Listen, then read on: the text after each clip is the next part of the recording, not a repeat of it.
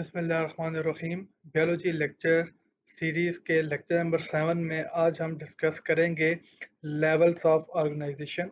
तो आइए आज की वीडियो को स्टार्ट करते हैं। एज यू नो कि हमने लास्ट वीडियो में भी डिस्कस किया था कि जो लिविंग ऑर्गेनिज्म का जो एक मेजर कैरेक्टरिस्टिक है वो ये है कि ऑर्गेनाइजेशन है उनके अंदर, यानी उनके अंदर जितने भी पार्टिकल्स या जितने भी स्ट्रक्चर्स मौजूद हैं वो एक वेल ऑर्गेनाइज्ड तरीके से मौजूद हैं।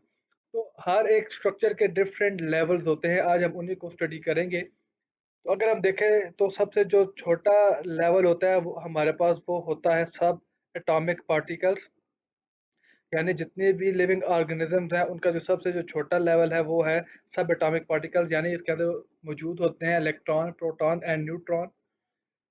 ये सब एटॉमिक पार्टिकल जब ज्वाइन करते हैं तो हमारे पास एक नया लेवल हमारे पास आता है जिसे हम कहते हैं atom. And when these atoms join together, they form a structure which is called biomolecules. An example of these biomolecules include carbohydrates, protein, fats, nucleic acids, water, etc. and etc. And when these biomolecules join, they form a structure which is called organelles. And organelles are the subcellular particles of a cell, and these include mitochondria, Golgi bodies, nucleus, lysosome, ribosome, structure, and etc. And when these organelles group together, they form a cell, which is known as the basic structural and functional unit of life. Cell के number की base पे हम लोग organism को divide भी करते हैं दो कैटेगरीज में, and that is unicellular and multi cellular. Unicellular वो ऑर्गेनिजम्स होते हैं जिनके अंदर सिर्फ और सिर्फ एक सेल होता है, वो एक सेल ही उनकी कंप्लीट लाइफ एक्टिविटीज़ को परफॉर्म करता है। जबकि जो कम्प्लेक्स ऑर्गेनिजम्स होते हैं वो एक से ज़्यादा सेल से मिलके बने हैं, इसलिए उनको मल्टी सेलुलर कहा जाता है। And group of cells which have the same structure and function, when they join they form tissues. Tissue हमारे पास आ जाते हैं जैसे कनेक्टिव टिश्यूज आगे, नर्वस टिश्यू आगे। ये उन सेल से बनते हैं जिनका स्ट्रक्चर भी सेम होता है और उनका फंक्शन भी सेम होता है। और स्टडी ऑफ टिश्यू को हम लोग हिस्टोलॉजी भी कहते हैं।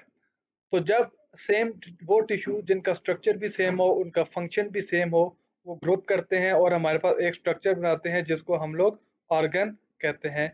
और इसमें एग्जांपल हमारे पास आ जाती है हार्ट की, आ जाती है लंग्स की, आ जाती है किडनी की, आ जाती है ब्रेन की, आ जाती है माउथ की, आ जाती है नोज की, आ जाती है ईयर आ जाते हैं। ये सारे के सारे हमारे पास ऑर्गन कहलाते हैं। और वो ऑर्गन जब ग्रुप करते हैं और उनका जो फंक्शन होगा वो सेम होगा, तो वो फिर मिलके हमारे पास एक सिस्टम बनाते हैं। जैसे रेस्पिरेटरी सिस्टम में डिफरेंट ऑर्गन्स इन्वॉल्व होते हैं, जैसे नोज है और इसके अलावा लंग्स हैं, उसमें फेरिंग्स है, ट्रैकिया है, लैरिंग्स है। ये सारे ऑर्गन्स मिलके हमारे पास जो सिस्टम बनाते हैं उसको फिर रेस्पिरेटरी सिस्टम कहते हैं। इसी तरह हमारे पास एग्जांपल आ जाती है डाइजेस्टिव सिस्टम की, नर्वस सिस्टम की, इम्यून सिस्टम की, लिम्फेटिक सिस्टम की, सर्कुलेटरी सिस्टम की, एक्सक्रीटरी सिस्टम की। तो ये हमारे पास डिफरेंट एग्जांपल्स आ जाती हैं सिस्टम। उसके बाद जब ये डिफरेंट सिस्टम ज्वाइन होते हैं तो ये हमारे पास एक कंप्लीट ऑर्गेनिज्म बनाते हैं। और जब डिफरेंट ऑर्गेनिज्म ज्वाइन करते हैं तो हमारे पास ये पॉपुलेशन बनती है। और जब पॉपुलेशन आपस में ज्वाइन करती है देन हमारे पास कम्युनिटी की फॉर्मेशन होती है, एंड कम्युनिटी से देन फिर इकोसिस्टम, एंड इकोसिस्टम से बायोस्फीयर। तो ये हमारे पास लेवल्स आ जाते हैं ऑर्गेनाइजेशन के, जो कि लिविंग ऑर्गेनिज्म का एक मेजर कैरेक्टर है। और इसी ऑर्गेनाइजेशन की वजह से ही हम लिविंग थिंग्स को ऑर्गेनिज्म भी कहते हैं।